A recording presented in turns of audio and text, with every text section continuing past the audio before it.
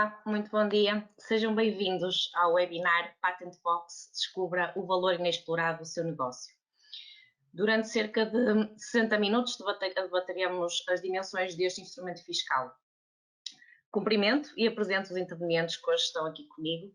Bom dia. Ágata Pinho, agente oficial da Propriedade Industrial e consultora jurídica na J. Pereira da Cruz, Porto, empresa especializada em propriedade industrial que abordará o tema obtenção de direitos exclusivos sobre as invenções de caráter industrial, nomeadamente as patentes, formas de produtos, como por exemplo o design, e sinais distintivos, como por exemplo as marcas. Tenho ainda aqui o prazer, bom dia, tenho ainda aqui o prazer de ter também o Daniel Vasconcelos, IP and Technology Manager, no serviço de apoio ao licenciamento do Inesctec, e que irá discutir a evolução e apresentar a sua experiência no acompanhamento de projetos inovadores em Portugal. Olá, Daniel, bom dia. Olá, muito bom dia a todos. E ainda o António Valente, diretor comercial da FI Group Portugal, que explorará os instrumentos fiscais que podem auxiliar as empresas nesta fase, com especial incidência no Patent Box. Bom dia, António. Olá, Nídia. Prazer. No final, teremos, como habitualmente, um espaço para questões. Durante esta sessão, poderão colocar as vossas questões ou dúvidas no chat, indicando a quem se dirige a questão, para o efeito, e no final responderemos às vossas questões.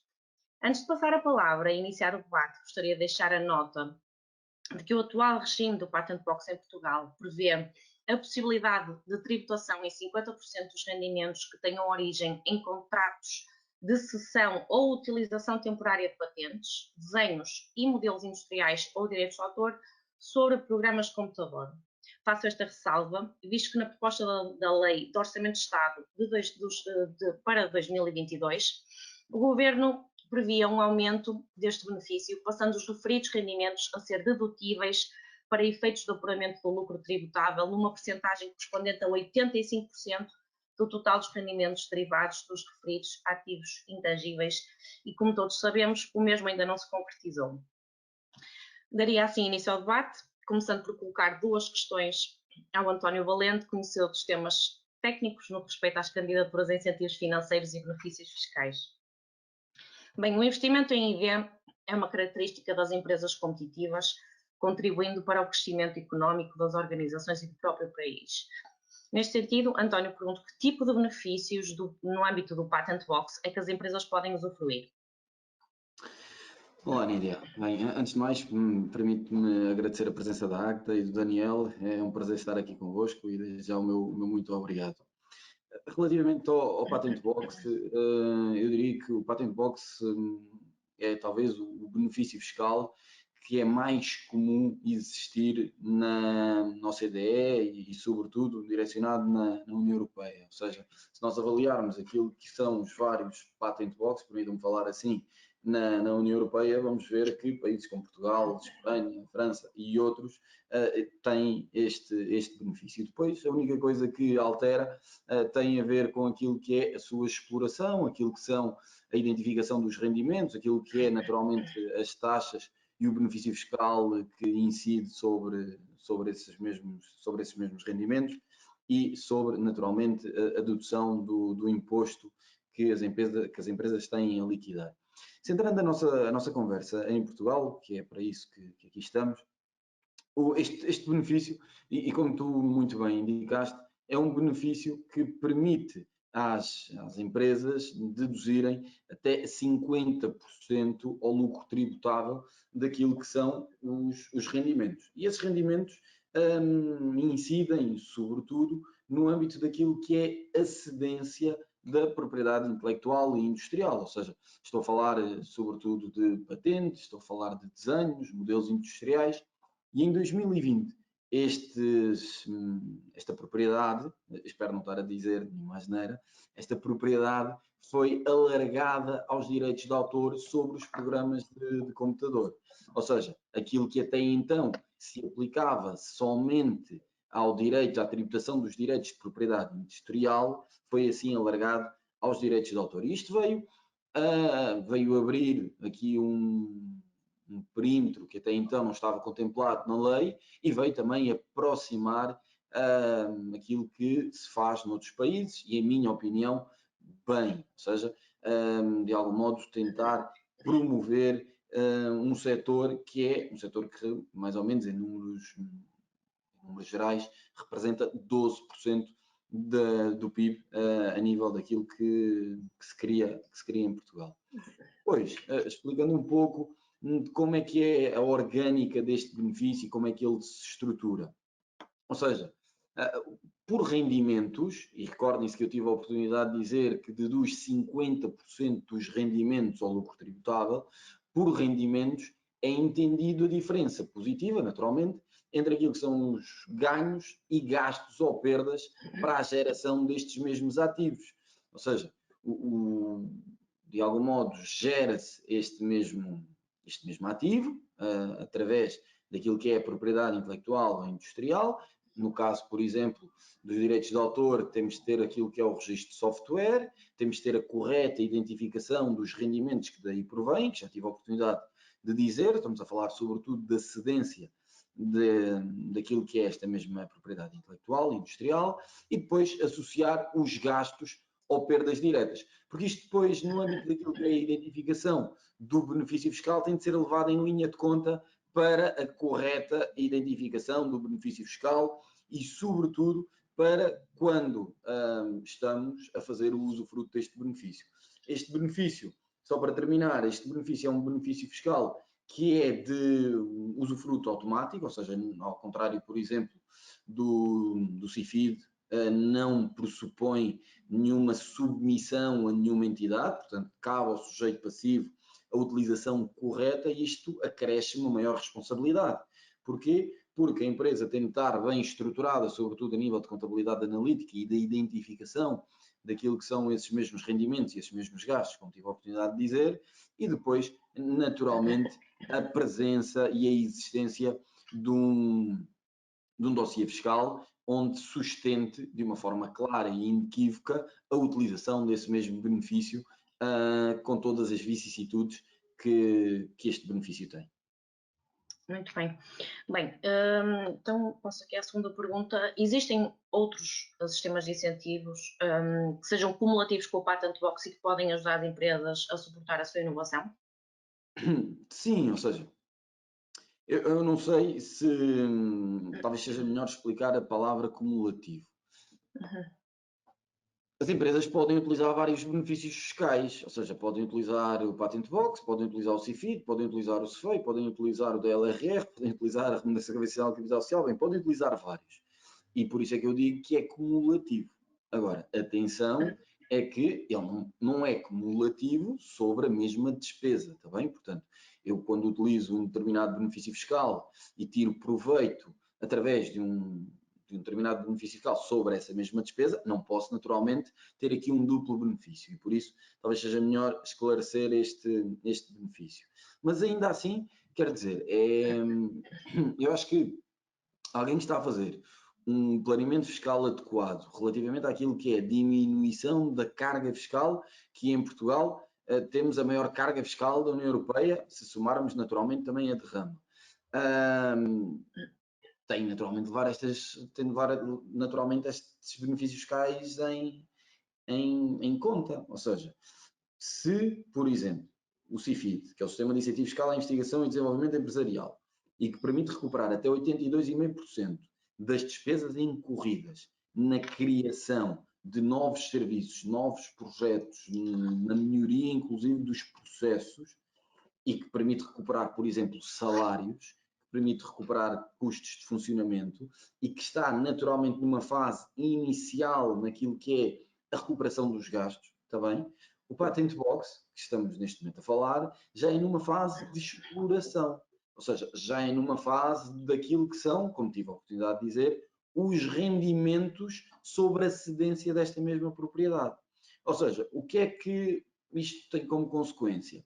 Tem como consequência que não existe aqui um conflito da despesa, porque o CIFID, como eu tive a oportunidade de dizer, que também leva em linha de conta, por exemplo, a manutenção das patentes, está bem? É também uma das despesas, tem esse mesmo gasto e que pode ser levado em linha de conta para o benefício. Mas recordem-se que aquilo que concorre para o Patent Box é o rendimento. O rendimento, deduzido depois dessas mesmas despesas, é que é tributável apenas em 50% e que existia em Orçamento de Estado para 2022 a questão dos 85%. O Patent Box não, é o rendimento. Portanto, não existe conflito e, como tal, é acumulável.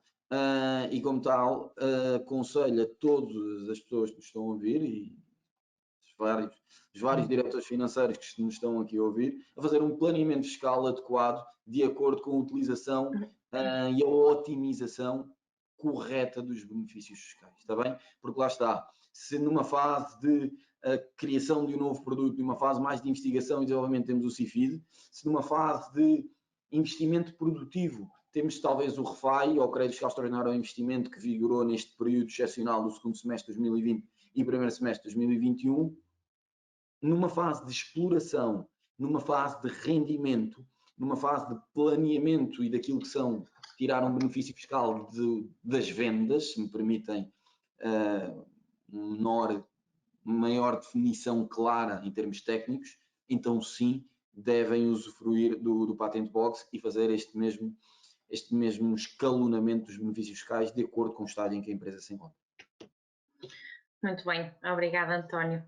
Bem, Ágata Pinho, mais uma vez obrigada por ter aceito aqui o nosso convite e reforço que é um gosto tê-la aqui neste webinar. Gostaria de colocar as seguintes questões à Ágata. Portanto, quais as tipologias de ativos de propriedade industrial que podem ser enquadrados no Patent Box e se é possível explicar-nos um pouco mais sobre cada um destes direitos. Obrigada, Nília. Mais uma vez, bom dia a todos os participantes e aos colegas do painel. Começo por agradecer em nome da J. Pereira da Cruz o convite para integrarmos este webinar. Para nós é sempre um prazer discutir temas que contribuem para o crescimento da economia nacional e, em concreto, para a consciencialização da importância da proteção dos ativos intangíveis por via da propriedade intelectual. Bom, respondendo à sua pergunta, isto é, quais são os direitos de propriedade industrial que fazem parte do Patent Box, neste momento apenas temos as patentes, os modelos de utilidade e os desenhos ou modelos. Começando pelas patentes, que de facto é um dos direitos mais importantes, principalmente quando estamos a falar em atividades de I&D. As patentes protegem invenções, basicamente soluções técnicas para os diversos problemas nas mais diversas áreas da indústria. Para que uma invenção seja patenteável, ela tem que obedecer a 3 requisitos essenciais. Tem que ter novidade, ou seja, não pode ter sido divulgado quer pelo próprio, quer por outros, uma invenção semelhante. Tem que ter atividade inventiva, ou seja, face àquilo que já existe no estado da técnica, aquela patente tem que apresentar uma solução técnica, não pode ser uma invenção óbvia face àquilo que já é pré-existente no estado da técnica, e tem que ter aplicação industrial, ou seja, essa invenção tem que ser passível de ser depois aplicável, quer em todas as áreas da indústria, incluindo também a agricultura. Relativamente à duração, a patente tem uma duração de 20 anos. Isto significa que 20 anos após a apresentação do pedido, qualquer concorrente pode depois começar a explorar economicamente esta invenção, ou seja, é como se esta invenção tivesse entrado para o domínio público. Passando agora para os modelos de utilidade. Os modelos de utilidade assemelham-se bastante às patentes, mas acabam por proteger um grau de atividade inventiva um pouco inferior.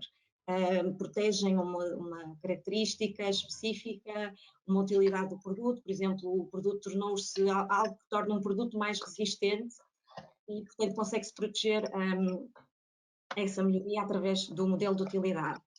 No entanto, a duração deste direito já passa a ser de ter um limite de 10 anos contados da data do seu pedido.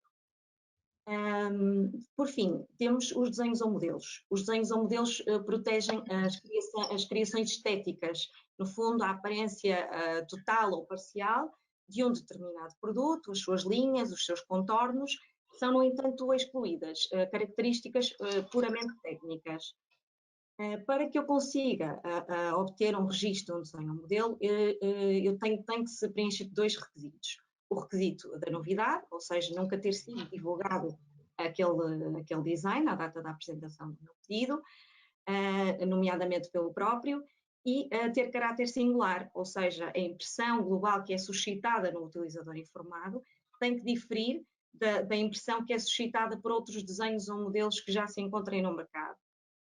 Relativamente à duração, tem uma duração máxima de 25 anos, também contados desde o seu pedido. Penso que faz aqui interesse referir que, não obstante a regra ser que estes direitos se obtêm por via do registro, o Regulamento dos Desenhos ou Modelos Comunitários prevê a proteção por 3 anos de desenhos ou modelos não registados. Esta proteção foi criada pensando em indústrias como, por exemplo, a indústria da moda, que muitas vezes tem uma duração efêmera, ou seja, as coleções normalmente duram de 3 a 6 meses, e, portanto, para evitar que estas empresas tenham que submeter a registro todos aqueles desenhos, tanto mais quando de facto eles só têm uma duração normalmente de 6 anos, que é o tempo das coleções, é-lhes concedido esta proteção. No entanto, eu só posso reagir contra cópias idênticas, ao contrário de quando eu tenho um registro de um desenho ou modelo, pode ser não só cópias idênticas, mas também cópias que sejam semelhantes.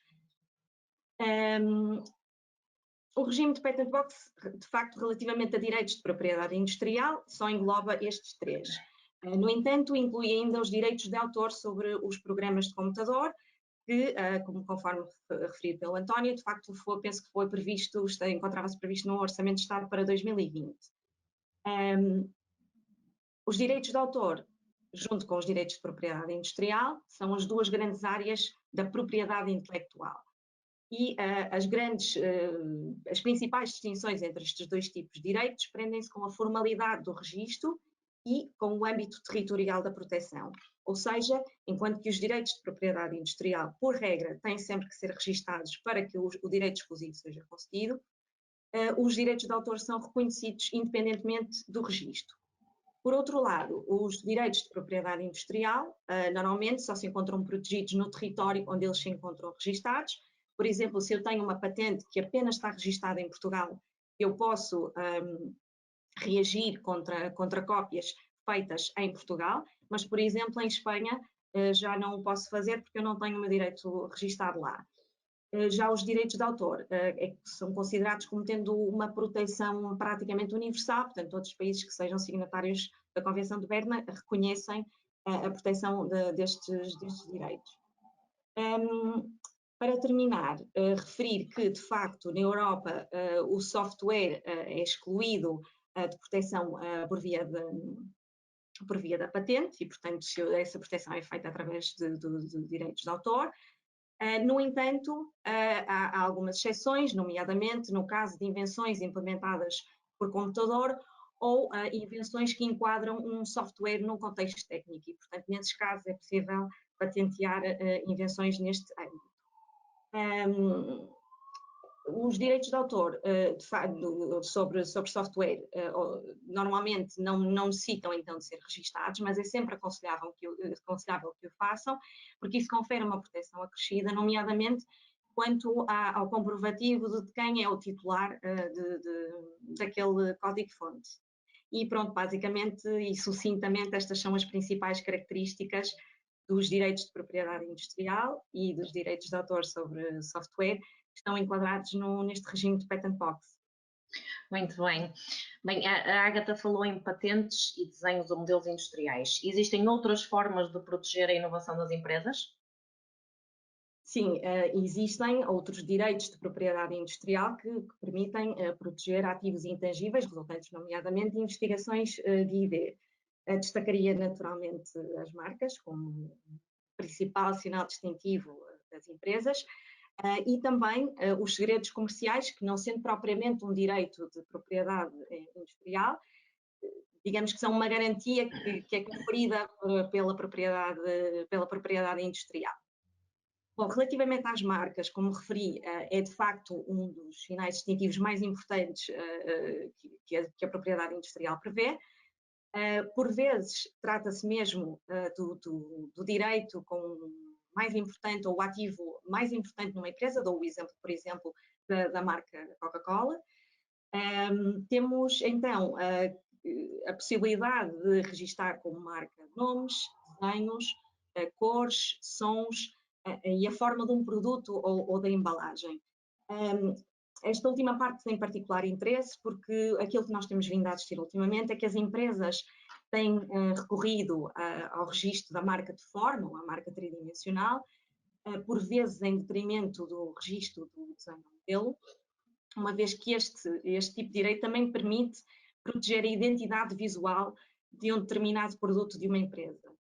E digamos que a grande vantagem relativamente ao desenho ao modelo prende-se não só com o facto de os requisitos de concessão não serem tão exigentes e de, ao contrário dos desenhos ou modelos, um registro de uma marca pode ser renovado indefinidamente no tempo. E tal como eu tinha referido, os desenhos ou modelos têm sempre um limite máximo de vigência de 25 anos. Passando agora aos segredos comerciais, vulgarmente conhecidos como os segredos de negócio e que abarcam também o know-how, os segredos comerciais basicamente são todas as informações confidenciais que conferem uma vantagem competitiva a uma empresa. Mais uma vez, dou aqui dois exemplos. Temos a receita da Coca-Cola, ou mesmo do licor beirão, que por razões estratégicas, estas empresas decidiram não proteger por patente, porque isso lá está, iria permitir não só que os concorrentes tivessem acesso àquela receita, mas também, passado 20 anos, eles iriam perder aquele exclusivo, não é? E, portanto, aqui são opções estratégicas e são protegidas por segredos comerciais. Temos também requisitos para que estas informações confidenciais sejam protegidas e gozem desta proteção por via da propriedade industrial. E, portanto, estas informações têm que ser secretas, têm que ter um valor comercial pelo facto de serem secretas e têm que ser objeto de diligências razoáveis por parte de quem tem estas informações de as manter secretas. Portanto, não é qualquer informação que uma empresa tenha que possa ser confidencial, mas pode não ser passível de proteção por segredo comercial, porque lá está, não tem um valor comercial associado, nomeadamente.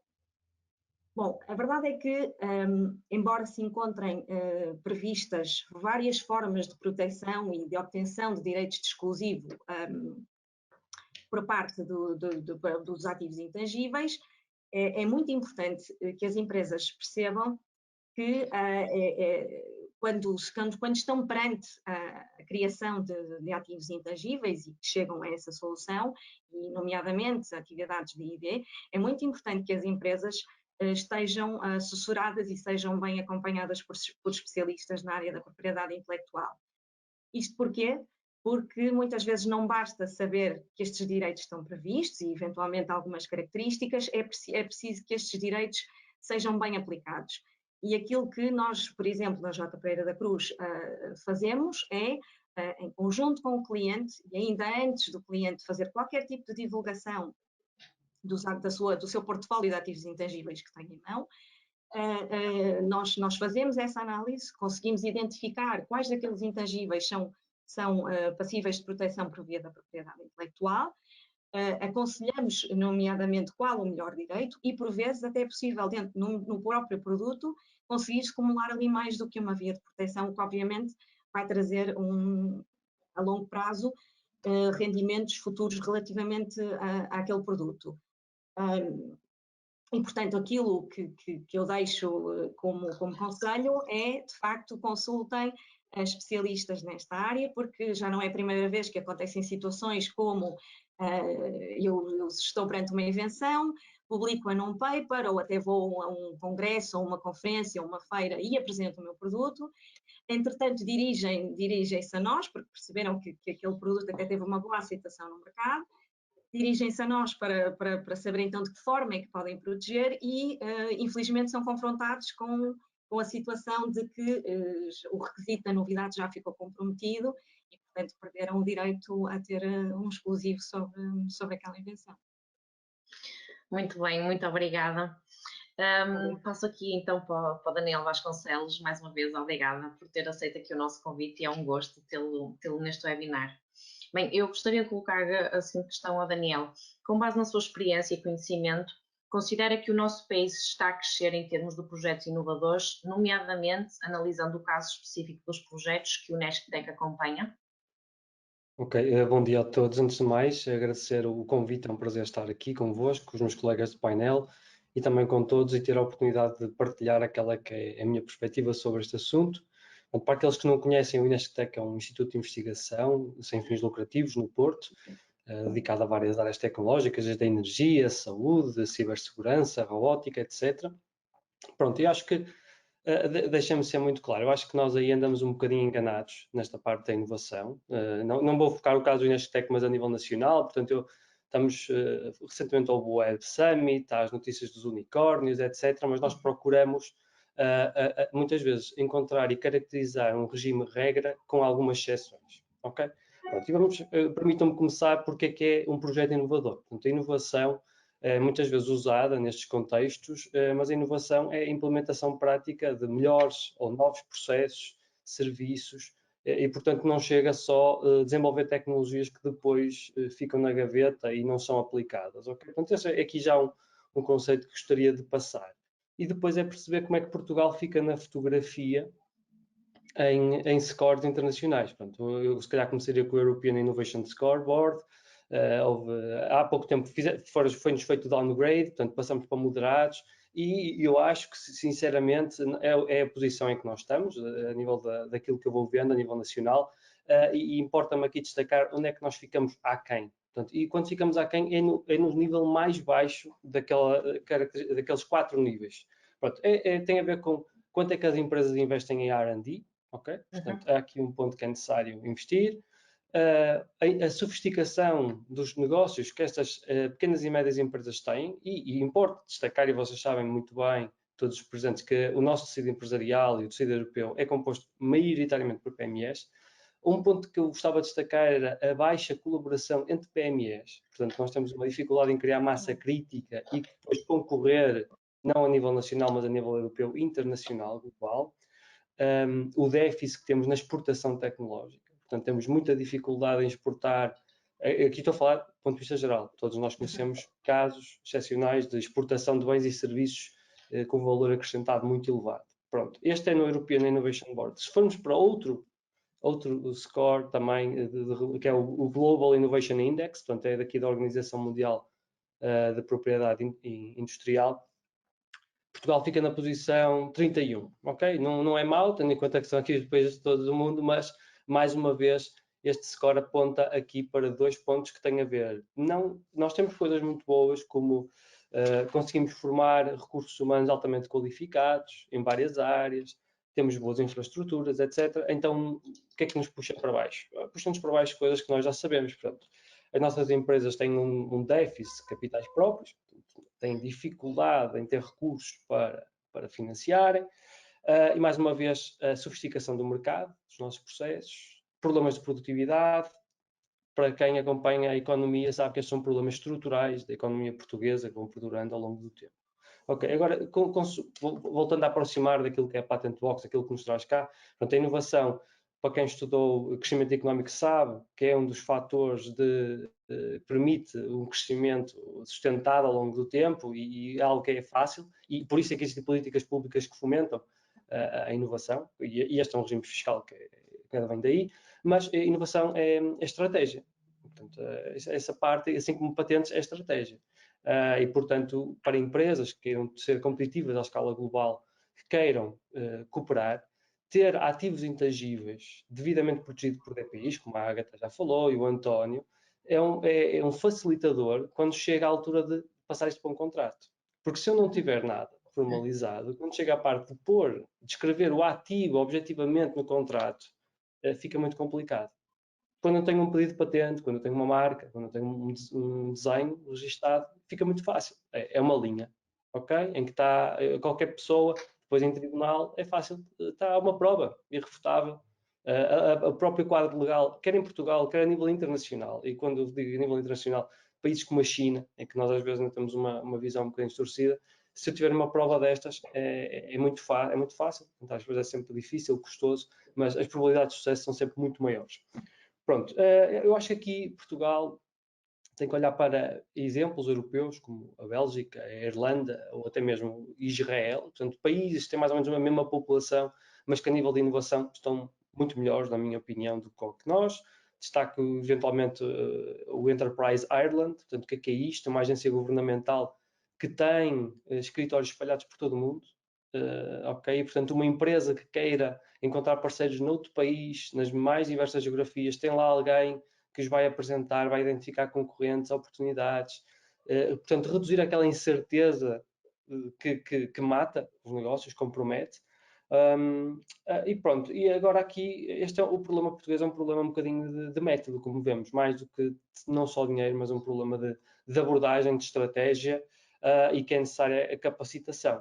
Pronto, acho que essencialmente é isto. Acho que para concluir aqui a minha resposta, a propriedade intelectual e a Patent Box, o IP Box são ainda dois instrumentos, diria, amplamente desconhecidos da maioria das empresas nacionais. Muito bem, e é mesmo verdade, Daniel. Bem, do que temos vindo a falar até agora, na sua opinião, o regime fiscal de Patent Box poderá conduzir ao aumento da proteção das invenções por patente, por exemplo? Pronto, vamos começar, permitam-me começar a resposta por outro ponto, que é o que é que o Patent Box pretende incentivar, ok? Portanto, o Patent Box, aparentemente, quando olhamos para isto, parece que quer incentivar a inovação, ok? Inovação nacional. Depois cabe-nos perguntar, e por quem? Ok? Para quem isto se aplica? Por exemplo, no caso do Inesctec, o Inesctec não paga estes impostos, não é? Devido ao seu estatuto. Estamos a falar de empresas de que dimensão? Pronto, se calhar depois aqui o nosso raciocínio pode-nos fugir será para startups, ok? Startups, só que para quem acompanha startups e tocando na explicação que o António já deu, isto aplica sobre rendimentos. E a distância que vai, desde que uma startup é constituída até que tem rendimentos, vai aqui muitos anos e, portanto, começamos aqui a ter algumas... E depois, vou introduzir aqui a parte das patentes, a parte que a Agatha teve a descrever. É que a patente tem que ser submetida antes de haver qualquer divulgação. Portanto, o tempo que vai, desde que eu submeto um pedido de patente até que eu tenho uma concessão, ok? Vamos falar às vezes 3, 4 anos, dependendo da estratégia, e misturando tudo isto na parte da gestão, torna aqui já bastantes dúvidas sobre se a Patent Box induz este aumento de patentes, ok? Eu acho que, mais uma vez, a patente tem que vir com a estratégia e vamos separar aqui dois conceitos. Uma coisa é a patente, outra coisa é o investimento em produtos e serviços de base tecnológica, portanto, que vão beneficiar destes direitos de propriedade intelectual, ok? Aqui já vou alargar de patentes para os outros DPIs que estão aqui envolvidos. E eu acho que aí é que existe algum interesse. Portanto, eu ao conseguir. E aí acho que, por exemplo, o Inesctec e outras universidades nacionais são capazes de constituir ativos investíveis para os tomadores. O que é que eu quero dizer com isto? Não há segredo nenhum para nós em ter patentes concedidas em qualquer país do mundo ou fazer registros na IGAC, portanto, os requisitos que estes regimes pedem. Agora, há que criar aqui condições favoráveis para que o tomador, a empresa, possa fazer a produtização. Pronto, e esse aí, se nós formos consultar, para mim, eu acho que o regime mais transparente, a IP Box mais transparente e mais clara, e eu acho que a nossa não é, e que deve fazer esse, é o do Reino Unido. Pronto, o Reino Unido, qualquer pessoa abre o website, tem lá, dizem os requisitos todos, exemplos, etc. E eles, o Reino Unido, já tem isto aplicado, salvo erro, há 8 anos.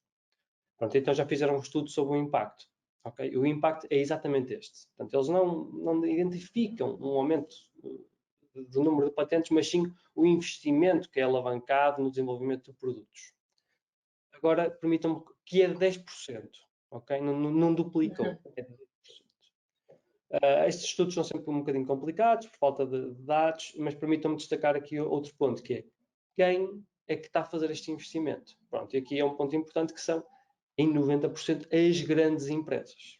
Okay? Portanto, as grandes empresas são aquelas que mais conseguem beneficiar do Patent Box, e isso é algo que nós devemos pensar no desenho das políticas. Portanto, aqui, portanto, nós queremos, por um lado, incentivar a inovação, mas no fundo estamos a beneficiar quem já consegue inovar de forma bem sucedida. Portanto, há aqui uma assimetria.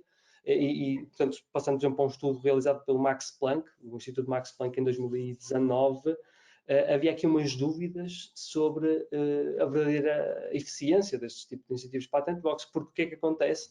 Se formos analisar quem é que melhor usa o instrumento, são precisamente as multinacionais que fazem esta análise comparativa dos vários regimes que estão a evoluir. Por exemplo, o regime português é um regime um bocadinho incerto porque não é uma taxa efetiva, portanto é preciso depois fazer uma série de contas, enquanto o regime, por exemplo, do Reino Unido é uma taxa efetiva de 10%, muito mais fácil, Itália tem estado também muito competitiva e outros, ok? Mas o que acontece é que o instrumento parece estar a ser utilizado mais para poupar impostos para empresas que são bem-sucedidas. Portanto, uma multinacional analisa qual é o território onde está mais favorável e move para aí portanto, a sua faturação, depois, e não tanto a questão de induzir o desenvolvimento. Portanto, esta questão do regime incorporar um conceito de que tem que haver investimento no desenvolvimento do produto é fundamental para que este incentivo induza aquilo que ele quer induzir, que é o investimento das empresas em produtos e serviços exportáveis, inovadores.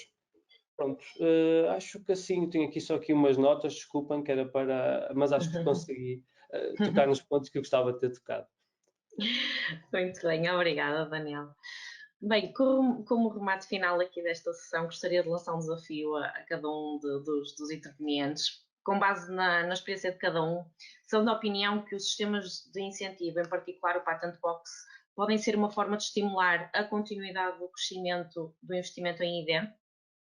Se calhar começava por ti, António. Obrigado, Nídia. Bem, eu tenho uma opinião muito alinhada com aquilo que o Daniel teve a oportunidade de dizer. Enquanto eu estava aqui a falar, acho que assinei com a cabeça várias vezes. E acho que, Daniel, se eu disser alguma coisa que não disseste, por favor, corrija-me de imediato. Se inovação ou ideia é estratégia, eu acho que falta claramente uma estratégia para o país. Naquilo que é temas que são tão intrinsecamente ligados como a inovação ao crescimento económico. Eu acho que as empresas, e há pouco o Daniel, e muito bem, estava a dizer que as empresas, de algum modo, têm, ou a economia portuguesa, tem problemas estruturais. Eu acho que o grande problema estrutural das nossas empresas é que não libertam margem suficiente para depois investir em inovação, investigação e desenvolvimento, internacionalização, aquilo que for. E esse é que é o grande problema. O grande problema é que nós temos custos de contexto brutais, temos impostos atrás de impostos, impostos que não existem noutros países, impostos como a tributação autónoma. Quer dizer, nós inseridos numa estrutura multinacional, cada vez que temos de explicar aos espanhóis o que é a tributação autónoma, é um exercício bastante difícil. Temos derrama estadual sobre derrama municipal, por exemplo, apenas uma questão, isto para as grandes empresas. Temos contribuições extraordinárias, que têm de extraordinário um nome, mas que se começam a estabelecer como mais um imposto em vez de uma contribuição. Inclusive vem hoje no jornal Negócios que o governo quer, por decreto, exigir o pagamento de contribuições que não pode. E depois temos estas questões que o Daniel muito bem disse, ou seja, vamos ver, uma empresa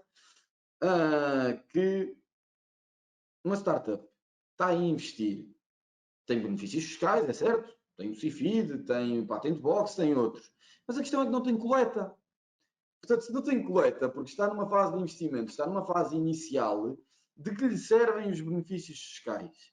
A não ser que seja, e existem bons exemplos, felizmente existem bons exemplos, uma empresa startup que tenha know-how por trás e consiga ver e fazer um business plan a 3, 4 anos e criar um crédito fiscal interessante para calcular o futuro, se for nessa lógica, sim. Só que a questão é, se nós olharmos depois à escala europeia, nós vamos para o lado, para um mercado que é o quarto maior mercado da zona euro, que é a Espanha, e que está a 400 km, nem tanto, de Lisboa, e tem um instrumento que lhe permite o cashback, ou seja, uma startup que esteja numa situação de prejuízo e que invista em ID, pode pedir à autoridade tributária, à Hacienda em Espanha, que se transforme em subvenção, que se transforme em financiamento a fundo perdido.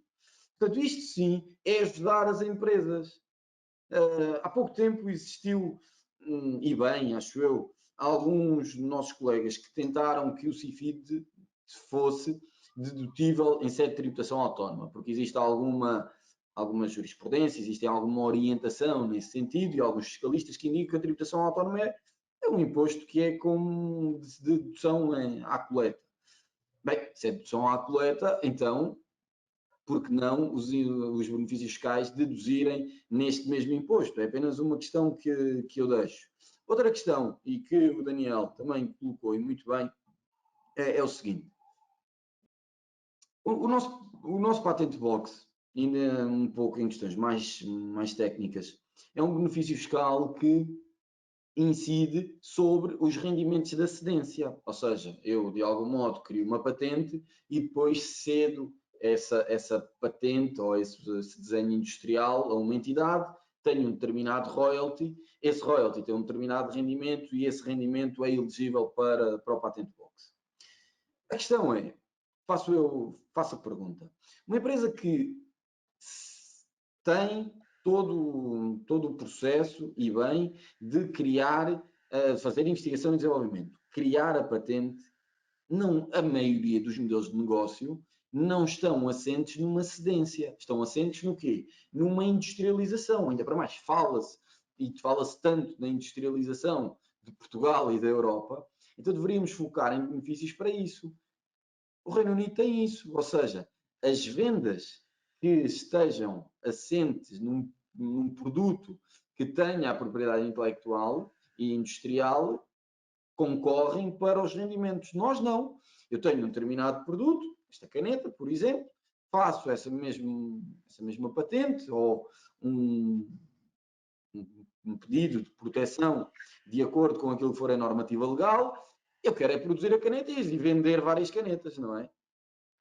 Pois em Portugal, se assim o fizer, não é elegível. Portanto, resumindo e até para não roubar e não dominar o tempo que me é dado, eu acho que não se trata de passar de 50 para 85, para 75, para 100, bem, é aquilo que for. Não se trata disto. Trata-se sim de olhar de uma forma estratégica para o país e de desenhar aquilo onde queremos estar daqui a 5, 10, 15, 20 anos. Que é para daqui a 5, 10, 15, 20 anos não sermos, ou talvez menos, infelizmente, não sermos ultrapassados pela Roménia, que é esse o caminho que nós nos estamos a deslocar. Estamos a caminhar para o precipício, mas de uma forma à velocidade que eu não aconselho ninguém a ir. Também. Portanto, bem sei que é uma opinião se calhar um pouco pessimista, mas por uma vez por todas temos de proteger as nossas empresas, os bons exemplos que ainda existem e fomentar o nosso mercado empresarial. Também. Muito bem, aqui passaria aqui a palavra à Ágata. Bem, eu obviamente que também subscrevo tudo aquilo que o António aqui referiu. Vou começar, se calhar, para já a minha abordagem vai ser não do ponto de vista fiscal, mas do ponto de vista da propriedade industrial. E para começar com um apontamento mais positivo, eu diria que obviamente, qualquer benefício, nomeadamente a Patent Box, é sempre bem-vindo, porque quanto mais não seja no sentido de percebermos que é uma área que convém ter apoios, porque isso vai significar, vai haver um incentivo para a investigação e para o desenvolvimento. No entanto, a verdade é que, como já foi aqui referido, o Patent Box, e daquilo que eu percebi, não é? Só se aplica à tributação, a um regime especial de tributação dos rendimentos que decorram de contratos de cessão ou de utilização das patentes, desenhos ou modelos e direitos de autor sobre programas de computador. Ou seja, em boa verdade, aqui é o cedente apenas que está a beneficiar desta situação. E, a meu ver, e este regime fica aquém daquilo que poderia ser feito e daquilo que já está a ser feito noutros países. Nomeadamente, não se percebe porque é que não foi englobado também neste regime, para além dos direitos que já referi, por exemplo, as marcas e os segredos comerciais, que, como se sabe, também estão sempre envolvidos nesta área da investigação e do desenvolvimento. Poderiam também incluir, eventualmente, indemnizações que são recebidas pelos titulares de direitos no seguimento de ações judiciais que tiveram que apresentar face à violação dos seus direitos.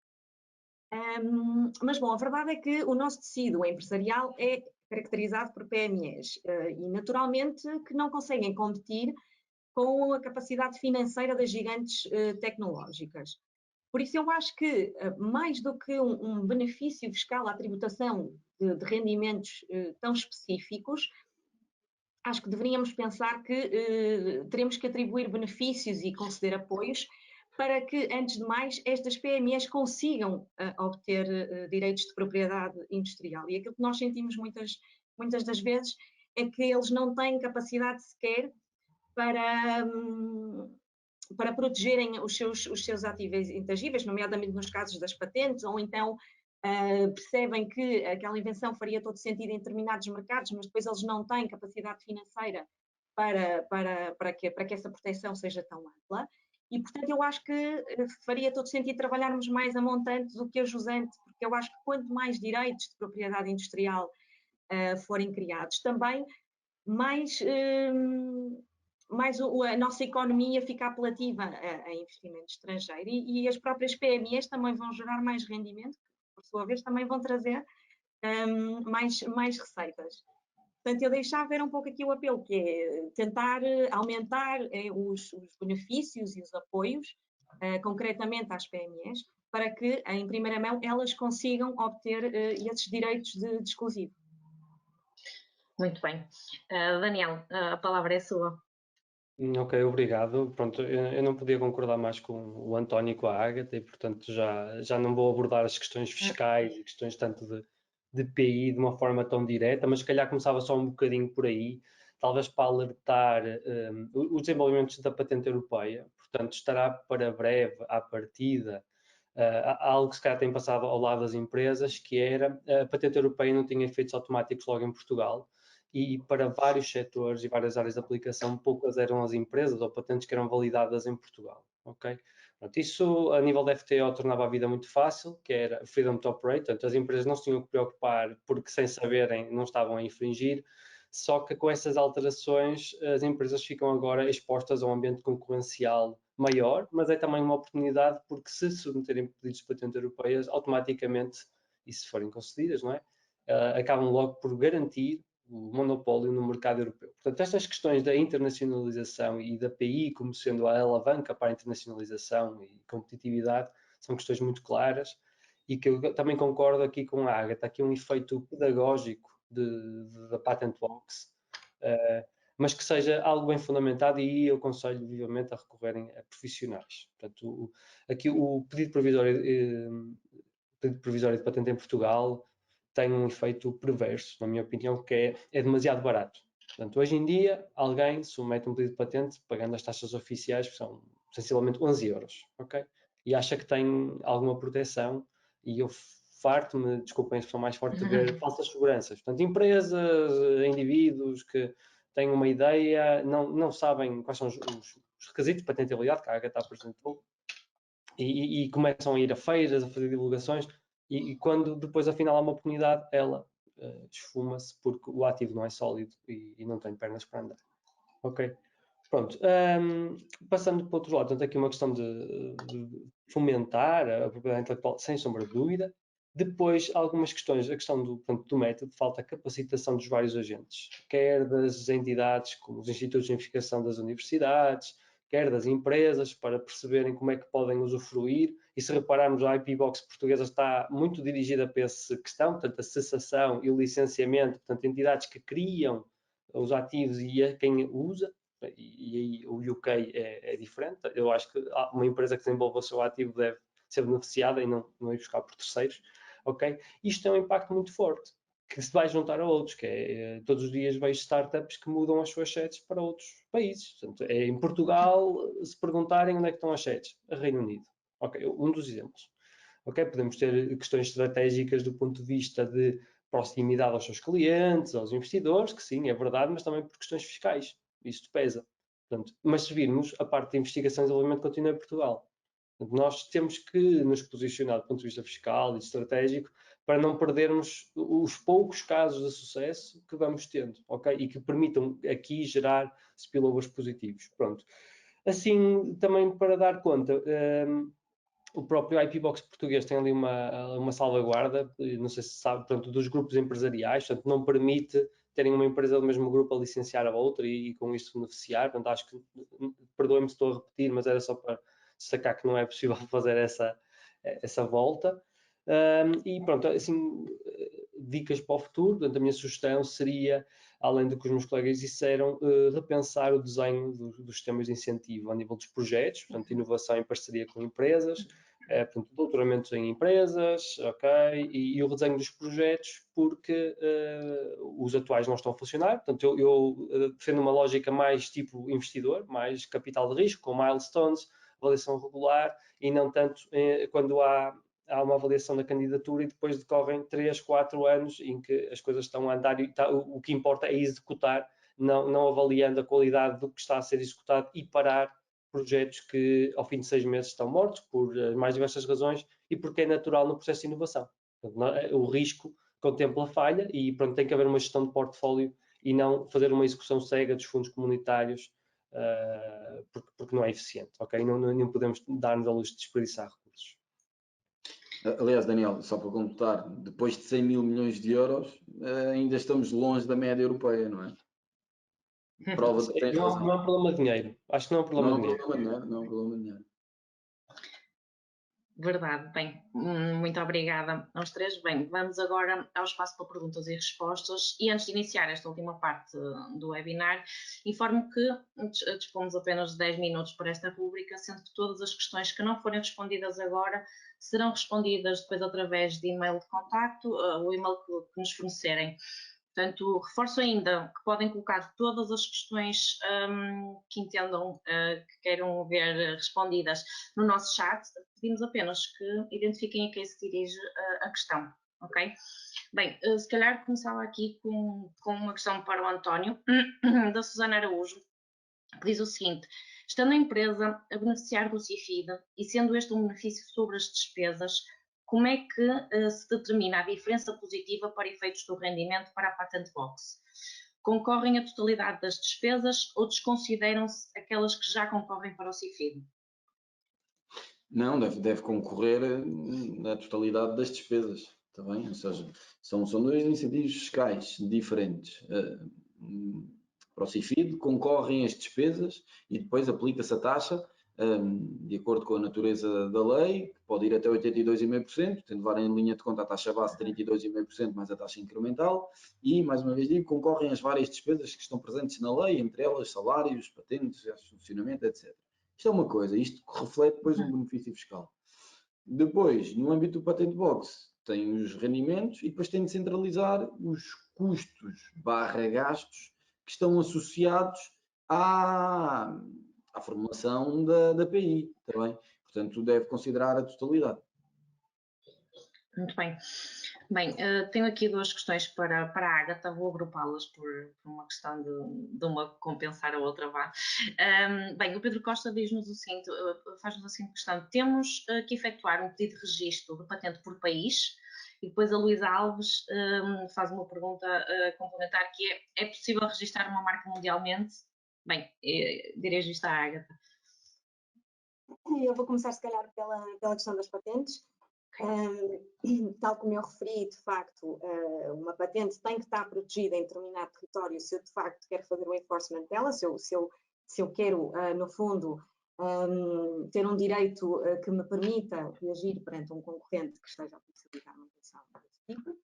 E existem 3 vias de proteção dessa patente.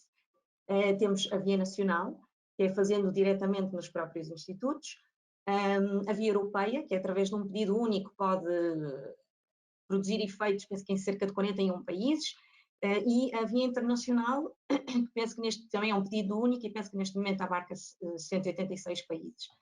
Desculpa.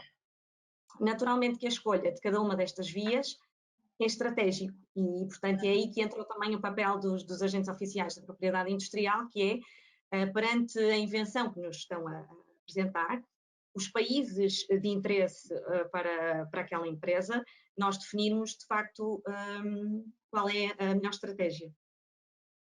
Passando agora à questão da marca, sim, é possível proteger-se uma marca a nível mundial. Também temos 3 vias, via direta, mas não faz obviamente qualquer sentido estar a registar uma marca em cada país.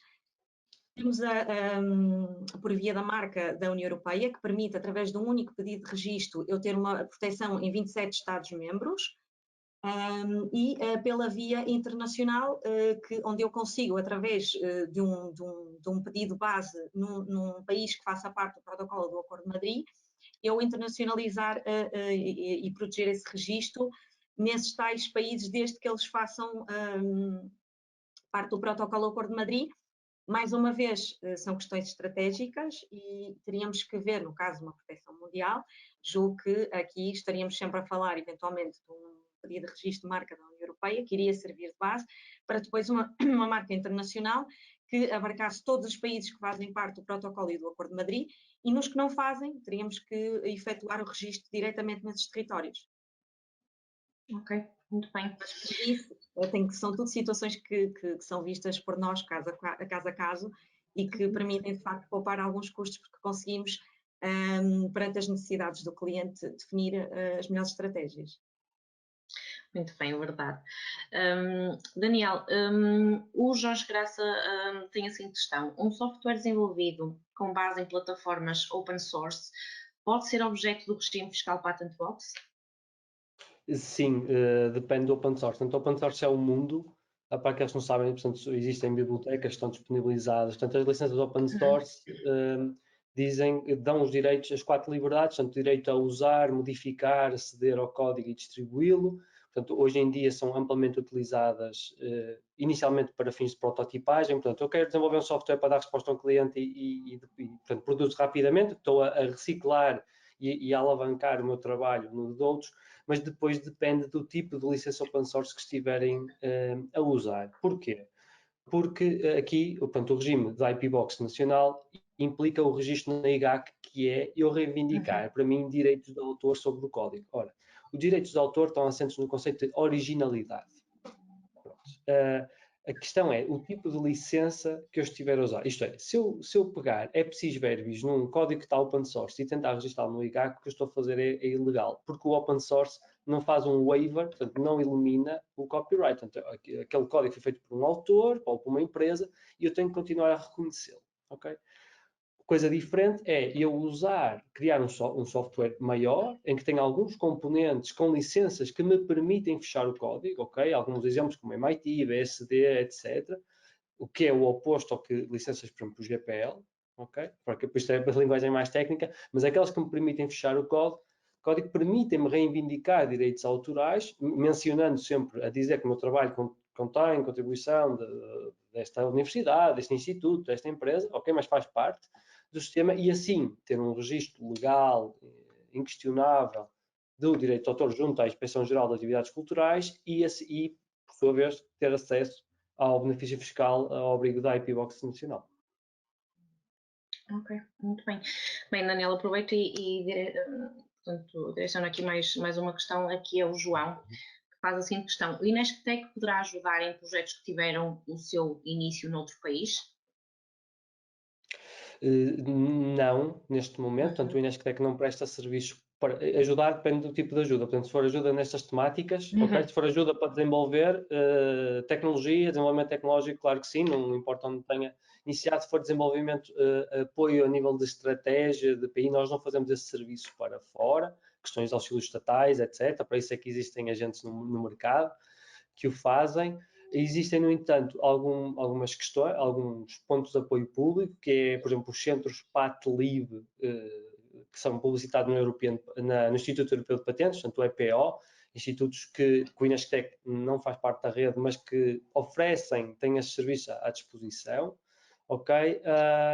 E a nível de PI também aproveito para publicitar, portanto, a Comissão Europeia tem um programa de apoio gratuito, a PMS, que é o European IP Help Desk. Portanto, existe uma linha de apoio gratuita, webinars, formação, em que para uma primeira opinião, um direcionamento, são as pessoas indicadas, mas depois não são eles que vão fazer a redação da patente, a análise da estratégia de PI, as questões da marca, portanto, tudo isso existem já, portanto, não há um déficit de mercado e, portanto, cada um tem o seu papel. Ok, muito bem.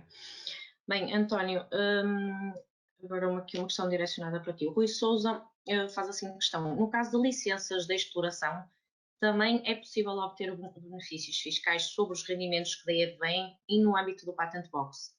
Portanto, uma pergunta aberta às questões fiscais. Licenças de exploração. Uhum. Licenças de exploração em que contexto? Exatamente.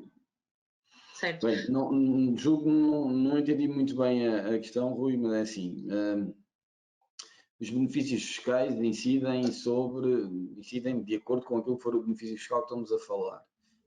Ou seja, se for o CIFID, como já disse, são as despesas que estão no âmbito daquilo que são as atividades de investigação e desenvolvimento. Se for o RFAI ou o crédito fiscal extraordinário ou investimento, estamos a falar sobretudo da aquisição de ativos fixos tangíveis e intangíveis no âmbito produtivo, está bem? Portanto, aqui a aquisição de uma licença, se for essa a questão, Rui, poderá ser elegível no âmbito do RFAI ou no âmbito do CEFEI, o custo da licença poderá ser elegível. E depois o Patent Box, o custo da aquisição não é elegível, porque, tal e qual como tive a oportunidade de referir, tanto eu como Daniel e a ACTA, o que concorre para o benefício é o rendimento da cedência. Portanto, é nesse sentido. Espero ter respondido à questão, mas também se existiu ou se não fui bastante claro, Rui, por favor, que clarifique essa questão. Exatamente, fica à vontade para colocar no chat. Bem, tenho aqui mais uma questão para ti, António, do Luís Ferros, que diz: bom dia, gostava de fazer uma questão muito prática. As licenças de utilização de software, onde existe a marca registada, vendidas a clientes, podem ser incorporadas para o benefício do Patent Box? Se sim, para quais as despesas que devem ser consideradas para se apurar os lucros a submeter a dedução do benefício? Bem, há uma questão no Patent Box que está intimamente ligada com questões contratuais, está bem? Portanto, a resposta é sim, mas tem de estar salvaguardado no âmbito daquilo que é a questão contratual da tal cedência do código, do direito do autor ao cliente, está bem? O tal copyright. Portanto, sim, mas tem de estar bem feito. É exatamente isso que nós fazemos, ou seja, aquilo que nós fazemos é assegurar que a empresa utiliza o benefício fiscal de acordo com todos os normativos legais e que está protegida. Primeiro, e aquilo que o Daniel há pouco disse é uma verdade absoluta, ou seja, tem de estar registado no IGAC e depois, a nível contabilístico, tem de ter bem identificado, seja os rendimentos, seja os gastos, para fazer a tal diferença que há pouco na minha intervenção falei, e a nível contratual tem de estar clara esta questão da cedência e é aqui que às vezes as empresas, por não terem um dossiê fiscal adequado, não estarem estruturadas de uma forma correta, começam a entrar nas chamadas zonas cinzentas, que depois, em caso de auditoria com a autoridade tributária, podem perder ou podem ter algum tipo de dissabor. Muito bem. Agora aqui mais uma questão, aproveitando aqui os últimos minutos finais, para o Daniel. Portanto, o Hugo Rodrigues faz assim a questão: direcionando para o ambiente de desenvolvimento de software, quais deverão ser os processos básicos para aplicar este regime? Ok, é algo muito amplo, ok? Pronto, eu vou tentar responder, não estou certo também, mas portanto, se for que envie-me um e-mail e depois tentarei perceber melhor a questão. Portanto, a nível de desenvolvimento de software, aquilo que nós recomendamos às nossas equipas e às empresas que são parceiras do Inestec em alguns projetos, é que tenham esses ambientes controlados. E o que é ter ambientes controlados? Perceber bem quem é que faz contributos, que hajam os registros de quem é o autor e em que data, hora. Portanto, porque nestas questões a Ágata explicou isso muito bem, que é o direito de autor que protege o código do programa de computador, não é de registro obrigatório, mas o registro ajuda para a Patent Box e para outros processos mais à frente, ok? E, portanto, havendo uma prova que eu fiz X linhas de código naquela data, isto ajuda. Outra é, para quem está a gerir projetos, ter algum controle do tipo de licenças open source que está disponível para incluir. Portanto, esse é algo que habitualmente falha, portanto, nomeadamente em ambiente académico, vai-se usando tudo e depois logo se vê, ok? E é cada vez mais sofisticado o cliente. Portanto, muitas vezes havia aquele mito que era, ele depois para o cliente passa o executável, portanto vai ser uma caixinha preta, ele não sabe o que é que está aqui dentro, portanto está tudo bem, não vamos perder tempo com essas burocracias, só que isto não é assim. Portanto, o software hoje em dia, vocês sabem que a digitalização tem cada vez um valor transacional maior, ok? As empresas cotadas de digitalização e, portanto, não esperem que eles vão comprar um ativo desse valor assim sem nada e, portanto, há auditorias que hoje em dia já são capazes, através dessas caixinhas pretas, ir lá desvendar se não está lá nada que não deve ser. Portanto, aí um controle do tipo de licenças open source que deve ser tido. E depois a questão do registro. O que registar? Essa é uma pergunta habitual, que é, o software é tão dinâmico, eu tenho tantas versões que vou estar a registrar todos os dias. Pronto, aí acho que o que nós aconselhamos é que quando existe uma versão estável, que de facto assinala ali um marco, portanto, V1, V2, V3 e não V1.1.1, esse tipo de coisas não vale a pena registar, mas é aquela em que vocês acham que está pronta a ser passada para o cliente. Podem fazer vários registros para o mesmo software que vai evoluindo, ok? Mas acho que são assim os 3 pontos que me vêm assim à cabeça para alguém que está a gerir um projeto de desenvolvimento de software possa ter, para depois ter assim um ativo investível e elegível para beneficiar dos regimes fiscais que estamos hoje aqui a falar. Muito bem. Uma última pergunta, e aqui para a Ágata, o Xavier faz a seguinte questão: quanto tempo demora uma marca a ser registada na Europa? Bom, penso que estaremos a reportar às marcas da União Europeia.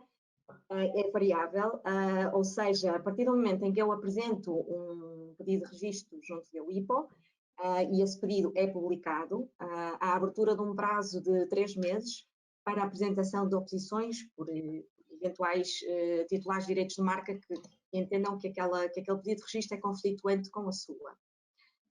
E no caso disso acontecer, pode-se dizer que este processo vai acabar por se arrastar um pouco no tempo, porque é apresentada essa oposição, depois são fixados mais 2 meses para o período de cooling off, que é o chamado período para ver se as partes conseguem encerrar o processo de negociações. Se isso de facto acontecer, podemos então prever que no prazo de 5, 6 meses nós conseguimos encerrar aquele processo de registro, mas no caso das partes não chegarem a acordo, depois temos novamente 2 meses para o requerente do registro poder responder à oposição. Há ainda a possibilidade de se pedir provas de uso, temos novamente mais 2 meses para a parte contrária vir apresentar provas de uso, e portanto eu diria que, havendo contencioso, é um processo de registro que se resolve em cerca de 10 meses, mais ou menos. Não havendo contencioso, já será mais rápido, ou seja, se eu apresento um pedido, tenho apenas que aguardar aqueles 3 meses de período de oposição e, caso esse registro não sofra oposição, mais meio mês, talvez, portanto, estaremos aqui a falar de cerca de 4 meses até o registro ser concedido. Ok, muito bem, muito obrigada. Estamos aqui mesmo no nosso limite de tempo, dou por encerrada esta sessão, agradecendo a presença e a participação de todos. Ágata Pinho, Daniel Vasconcelos e António Valente, muito obrigada pelo vosso tempo e pela vossa participação neste webinar. Esperamos que estes contributos tenham ajudado a uma melhor compreensão dos temas abordados. O meu nome é Nídia Andrade e agradeço a todos por terem estado aqui connosco durante esta manhã. Muito obrigada. Okay, foi um prazer. Até breve. Obrigada.